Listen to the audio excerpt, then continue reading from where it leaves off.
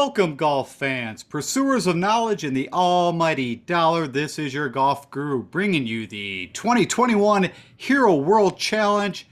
I'm going to give you guys a DFS preview show, and I'm going to throw my top 5 picks in there. It's not going to take long. There's only so much you can cover on this tournament. You only have a player field of 20, and honestly wasn't even planning on actually doing a show, but saw that, hey, Draftkings is doing it. There's betting out there. So, hey, I'm going to give you guys the knowledge of what I have. So, again, just give me a few minutes. We will go over this, and real quickly, let's just start with a recap. So even though we haven't been seeing a lot of golf over the last couple of weeks, but a lot has still transpired in the golf world. So let's just touch on it real quick. So, of course, if we go back to the RSM Classic, which feels like forever ago, of course, Taylor Gooch got the win. Mackenzie Hughes, probably more of the player that I was kind of leaning towards, actually came in second. As you guys, if you've been with me for a while, you know that I've been all over Taylor Gooch. I had him picked for Mayakoba. I had him picked for the Houston Open. But then just watching how many short putts he was missing, and really felt like the putter was what was going to win this tournament, is what has shown up in the past. But Taylor Gooch, played an amazing round on Sunday. The putter worked for him, and good for him. As I've always told you guys, pick the guys that I'm on the week before. I'm always a week late, and it came true again. So that kind of stung that I had, really minimal exposure to Taylor Gooch from a betting side, 0, and also, of course, from a DFS side, a few of my lineups he was not in. Now, of course, in Showdown, I was playing him. I was seeing what was transpiring. And also what I kind of took from that was that if you looked at that tournament, right, you had a pretty, very gettable, calm day on Thursday. Then you had very strong winds that, were blowing and weather on Friday, Saturday. And then you had not too tough of conditions on Sunday. And in short, what showed was that, you need to be a good ball striker, right? The guys that did the approach and the putting did okay on Thursday, but you could see it when it came to Friday, Saturday. If you were not an exemplary ball striker, you were going to struggle in those kind of conditions. So all I would state for the RSM going forward is, if we know that the weather, and there's a good chance with the coastal course that there is going to be the weather, that we also have to really kind of look at playing the guys that we would typically play from a ball striking perspective. Okay. Then also you had, I don't know if you watch any of the European Tour. Of course, I just keep an eye on it. I don't watch a ton of it. But you had Morikawa also win the DP World Tour, which how I look at it is kind of their FedEx Cup. It's a huge event for them. And, of course, he actually gets 2 trophies for that. He gets that crazy scepter. And then that trophy that is almost literally as big as him. A nice payday. And he's actually the first American to win the DP World Tour. It's pretty impressive. Of course, the British Open, or the Open, also counted towards that. So that's how Morikawa also from a ranking standpoint. And if you saw the tournament, right, you had Rory McIlroy, who was just, in Fuego the first 3 days. The putter was super alive, right? We also have to remember that Rory won the CJ Cup going into that. So he's been in good form. And then just kind of fell apart on Friday. He actually, I think it was probably around the 12th hole, if I remember correctly, had a approach shot. I think it was from 80 yards out. It was an excellent shot. It hit the pin, shot it back in the trap, and then he struggled from there. And then literally, mentally, I don't think he could ever get back into it. I think he shot a 74. You had Morikawa on that morning going in was T5 and just, lit it up. And, it wasn't even so much he needed the putter. His irons were doing Morikawa-like irons where he's sticking it within 2-3 feet. And when you have that, you're just drain. He was able to drain everything, and good for Morikawa. And then last was, of course, we had the match 5 where you had a 12-hole match there at the Wynn in Vegas. And that was with Koepka taking on DeChambeau. And, I watched a bit of it, caught probably the last 6 or 7 holes. But in long story short, Koepka just destroyed him. DeChambeau didn't win a hole. And a lot of it was just Koepka made putts. DeChambeau had opportunities, could not make a putt. And you could see maybe a little rust on both sides. I would think even more on DeChambeau's side.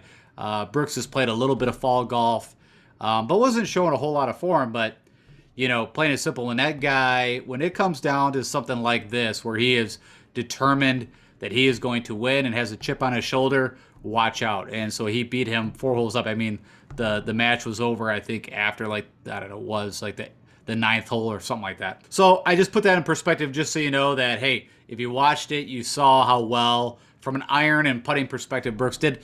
The driver was, it was okay. I think maybe he only hit like one or two fairways, but he was able to recover whenever he was not. All right, so that's just to give you the quick recap. If you've not been tuned into golf, what's been going on just recently. All right, let's go jump over and let's do a course breakdown for the Hero World Challenge. Of course, they're heading to the Nassau, Bahamas and New Providence. The course is actually just titled Albany. That actually comes after there's an old kind of historical landmark house, pink house. It was actually in Casino Royale, if you're a James Bond fan. That's where the name came. It was actually opened in 2010, and it was kind of an Ernie Els, Tiger Woods investment project. Ernie Els was your designer, and of course, you've got this is Tiger's tournament, right, where he's hosted it every year. I don't know if he's going to be on location. He does have a home in the Bahamas that he does frequent and has played this course a ton. Also, Ernie Els, same thing. And then, side note, if you don't know this, Henrik Stenson also actually lives quite a bit in the Bahamas. If I remember correctly, I think he spent most of the COVID kind of shutdown in the Bahamas. So, just a side note, of course, he's your past winner here. The course is a par 72, a little over 7,400 yards, comparable to when they played this event. It's been hosted here at the Hero at this location since 2015. Before that, it was held in the States, I think even at Sherwood Country Club, which we've seen, I don't know if it was the Zozo or the CJ Cup. I think it was actually the Zozo was hosted there not too long ago. But long story short, this course is playing pretty similar to what it has. They've lengthened a couple holes, but mostly from a yardage standpoint is pretty standard. Fairways and rough is a 419 Bermuda. For your perspective, it's Bermuda. And the greens are a Tiff Eagle Bermuda, which we've seen actually not too far ago recently in a couple past tournaments. The player field has always been typically an invite only, and it's been about 18 guys. It has been expanded to 20, and of course there is no cut. And then just to give you an idea of some past winners, I mentioned, of course, this event was not held last year due to COVID lockdowns. But Stinson, again, as I mentioned, a local, shot 18 under. If I remember correctly, he eagled, I think, number 15, a par 5, which kind of pushed him in front. And they just had to par the last hole to beat Rahm, who was in the house, I believe, at 17 under. Rahm was a previous winner, but not in this tournament in 2018. You had Ricky Fowler, who won in 2017, actually, as far as I know, holds the course record at 61. Good round here is around a 66, 65. You had Matsuyama 2016 win at 18 under, and then Bubba Watson, who shot the lowest score here, or cumulative lowest 4-round scores at 2015. So if you kind of look at that, just those winners, quickly you can glean that ball striking extraordinaire is what we're going to be looking for. And then, of course, you need guys to get hot with the putter. But putting here, these greens are smaller. They're not tricky. You just need really the iron play and hitting some fairways. It's all about greens and fairways. And you can do very well. As I mentioned, greens are smaller than average. The average tour size green is 5,000 square feet. These are on average around 4,500 square feet. And as I mentioned, they have some subtle breaks, but not a ton of slope and undulation.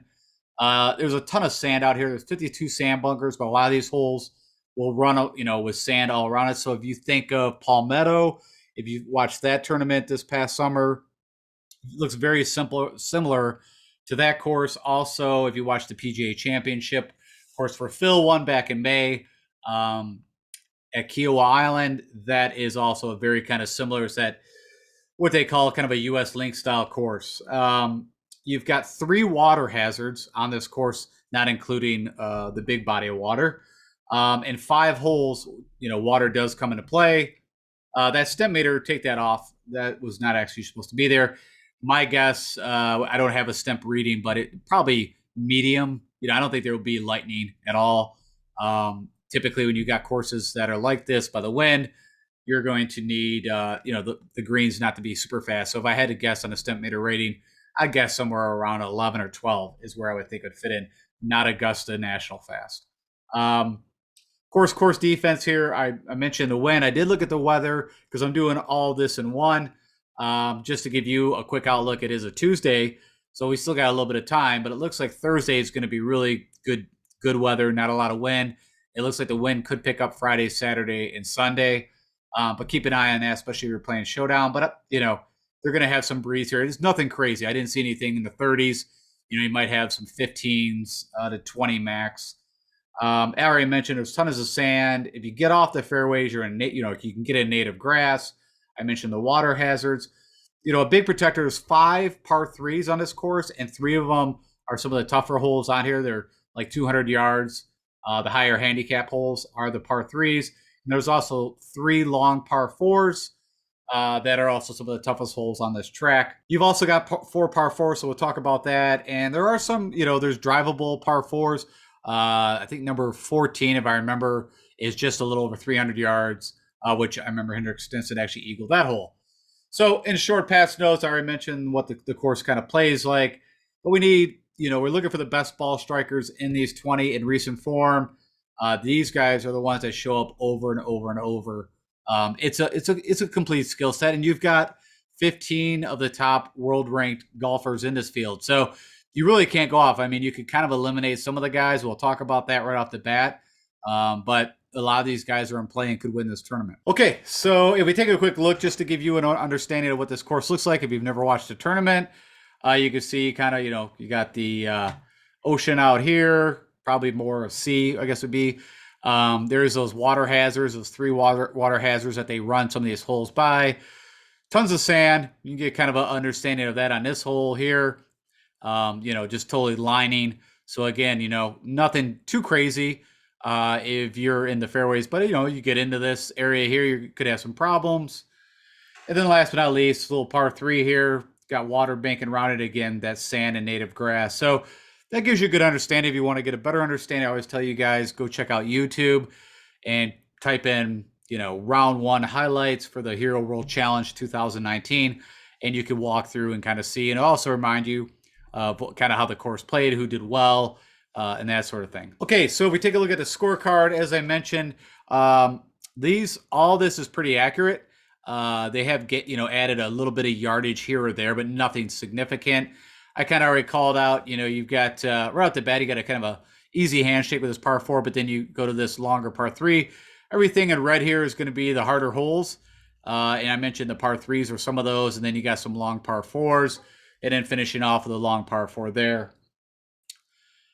And then I also pulled up the official scorecard, and as I mentioned, everything is pretty on point. Nothing out of crazy. Like I said, they might have added a few yards here or there. That drivable par 4 I mentioned right here. So there are some eagle opportunities. You also got, I said, the 4 par 5s. And so I mean, it's definitely scoreable. Like I mentioned, I would think the winning score will be somewhere around 20 under unless the wind really blows. How do you win at the Hero World Challenge? Well, Aki and I already kind of mentioned, if you think about Henrik Stenson in his heyday, and Henrik has not been playing well for the past year or so, but, he was the Morikawa, Victor Hovland before. I mean, he was the best at, maybe not being super long, hitting that 3-wood, hitting at 280, hitting the fairways, but amazing with the long irons, the hybrids, the long, the woods. I mean, best iron player on tour, and was a good putter at one time. But like I said, it's kind of fallen off. Even Tiger Woods, who's won this tournament a ton. I don't know if he's actually won it in the Bahamas, but before it moved to the Bahamas, I think he won it like 6 times, which is always kind of funny when you keep winning your own tournament. But the number one thing I want to be looking at is the best ball strikers under recent form. I do want guys that have driving distance and hitting fairways, so it's kind of a combination. I do think there's an advantage there. On these, multiple long par 4s and the 4 par 5s. The guys on approach, you could swap these around really when you talk about ball striking. That's really combining 2 and 3 together.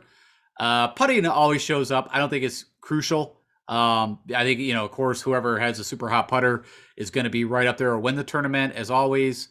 But par 3 efficiency, gaining the stroke gain on these 175 to 200 is 3 of those. There's 3 of these par 4s that are in the longer, the 450 to 500. And then, of course, you got to make hay on par 5s as always. Quite a few of them fall in this 550 to 600 range. You need a good around the green. If you go watch some of the past highlights, a lot of guys chipping in or getting close. So like a scrambling around the green. Of course, getting out of the sand, there's a ton of it. And I also looked at birdies and eagles because they're, it is a scoring tournament. We need guys that can go low. So that said, I did create, as always, my own model, and I'll walk you through that real fast. And then what I'm always looking at is just this is recent form, so no filters are turned on. And I'm looking at the last 3 tournaments these guys played, or 12 rounds. And again, the highest, heaviest weighted would be ball striking. Again, I want some driving distance with fairways gained. Approach is going to be a key thing here. That par 3 from 175 to 200, and then I doubled up on just, guys that do well on par 3s. I think that is really going to show up with 5 of them, and again, being some of the tougher holes. We got the par 4s, 450 to 500. I weighted at 5%, and then also these par 5s, I got a heavy weight on because, again, this is where they got to make the birdies and eagles. You got around the green, sand saves. I got birdies, and then I have eagles and putting without a weight, but just to see how they pull in. And I'm looking at all 20 guys. Usually I show you my top 15, but because we only have 20 guys, we get to be able to look at this. So right off the bat, no shocker, you got some guys that have won recently, right? You got Victor Hovland, who won the Mayakoba, ranks #1 against this model. JT, who's been playing better golf. The putter's still not where I want to see it. Sam Burns, of course, who won the Sanderson Farms, which is a good comparable course. It's around 7,400 yards. It's Bermuda. And of course, Bermuda Burns, right? You got Rory, who won the CJ Cup, who's been playing well. Scotty Scheffler's kind of fallen a little bit off for me from how he's been playing, but he shows up. Daniel Berger, when you think of guys with great irons, great putter. Morikawa, I already mentioned, of course, is a perfect fit. Does everything that I want. And of course, putting, gaining strokes with putting is kind of deceiving because if you're hitting everything within 5 feet and making it, you're not going to gain strokes putting. It's the guys that are 20 feet and out that are making those putts that typically show up on the stroke gain putting. Abe Answer also, if he has that putter, could be very interesting. I already mentioned Brooks about, at least what we saw at the match looked really good. And then I kind of mentioned Henrik Stenson, where his game has been, not good. I think he missed the last 4 or 5 cuts he's been in. The last tournament he won was actually this event, at least stateside. I don't know about on Europe. I didn't go through, but it's been a while for Henrik Stenson. I just think he's game and his mind is somewhere else. Of course, Harris English has also kind of fallen back, which would be a great fit for this course, but the last few tournaments we've seen him at has not been good. So literally, if I just looked at this and was going to give you my just kind of highlight level overview, I would eliminate from my mindset Henrik Stenson, Harris English, Patrick Reed, Justin Rose, Terrell Hatton. Now that's a tough one because he's not been in good form, but does fit everything that I would want if you look at his body of work over the last couple of years. But again, it probably would, kind of give him a mark. Tony Finau already had that win at the FedEx Cup. Really hasn't done a whole lot since, kind of up and down, but, could be kind of a sneaky play at the 7,000 range. So anyways, that's just a quick overview from a recent form. And then I pulled this up, even though we don't have, and I didn't mention this, there is no stroke gain data coming from the Bahamas Outlet. They don't set it up. We don't get it. It's like the vacation swing courses. But this will give you an understanding, at least guys that have history here. So really, you got 10 guys that have played this course before, and you got 10 guys that have not. And then you've got guys that have played it, about 5 of them that have played it a ton. So you got Justin Rose, Stenson, Reed, JT, who's in the field, Jordan Spieth, and Brooks Koepka, who have played this course a ton. And so what can you gain? I mean, I'm not so much worried about the fairways gained, but if you look at who's done the well on the par 3s here, Justin Rose, I think that's pretty interesting. Henrik Stenson, again, showing that you have to do well on the par 3s. #1 from a par 5 is Xander. Xander always scores well on par 5s because it could be interesting, but we haven't seen Xander in a while. Some of these guys, I think are going to have some rust. No matter if they've been, playing in the home game or whatever, it's so much different when you're not in competitive golf. What I thought was most interesting, if you want to just look at, the guys that have played here, is that, Justin Rose, the most birdies, and then you got Patrick Reed, but his game has been so off. And then Finau, again, who's played here at least twice before. And then from an Eagle perspective, Xander Schauffele, again, who just does well on par 5s. It always has scored well on par 5. So, again, I just wanted you to, the only thing you take away from this is who's played here, who's not. I'm falling more to guys that have been playing in recent form than the guys that have played here in the past because I feel like they had a different game. And really, the top three guys I mentioned off the bat that I would probably X out when I come to betting and from a DFS. Now, if you want to get a little different and kind of go off the beaten path, because it's not going to shock me that there's going to be a lot of duplicated lineups when you have this kind of small field. If you want to be contrarian, I guess is the best way to put it. You plug in one of these guys, especially Henrik Stenson, and I doubt that that is going to be if you want to play some very if you want to play McElroy, Morikawa, together, even with JT, and then if you plug in some of these lower guys, you're going to have a different lineup than a lot of other guys. Okay, another thing that I wanted to look at is who is some of the better Bermuda putters. I do this whenever we play on Bermuda or any other type of grass. And this is over the last 24 rounds on Bermuda. So I like to take a little bit larger sample. Of course, Fitzpatrick, great putter, comes up number one. You got Sammy Burns, you got Abraham Answer. Somebody you might not think of as DeChambeau. Funny enough, Patrick Reed, I think his putting has been, not good. So if you were looking at this data just as a putter on any surface for the last three tournaments, he would not be up here, but it is pulling up, that's why I always say whenever you put in a grass type, it's going to pull up older tournaments. So it could be back over a year ago where, I don't think Reed's putter is there right now. Even Harris English, where he was one of the best putters for the past year, but recently has not been a good putter. And I mentioned when I faded Louis Oosthuizen at the RSM, I told you guys, look at what he's done the past four tournaments. His putters went away. So if you looked at 2021, he was one of the best putters, period. But for whatever reason, his last four tournaments, he's lost the putter. And so that's what for me, that's what I'm concerned about now, not looking, full. So I think Burns, you can hold true through. DeChambeau, I mentioned, did not putt well at the match, but is typically a good putter. Fitzpatrick, I've seen it come and go, but ultimately he's typically a pretty good putter. Victor Hovland, I think, has been really putting much better. Now, again, I think if I recall at the Mayakoba, I always get confused with Pass Palm or Bermuda, but it was definitely slower greens, as these would be. Webb Simpson has not been Webb Simpson-like, and I mentioned that before. At the RSM, he kind of, shuffled back and forth, but ultimately didn't play where he typically can. I think Daniel Berger is going to be an interesting play at 7,200. Typically, he's a pretty good Bermuda putter. If you want to know who's been the best ball strikers, because I do believe ultimately that's what I'm going to be focusing on for the last three tournaments they played. Now, again, you got to remember some of these guys haven't played a bit, like a Daniel Berger, Xander for sure. We haven't seen it a bit. Rory has played over in Europe. Of course, I mentioned the DP World Tour, also the CJ Cup.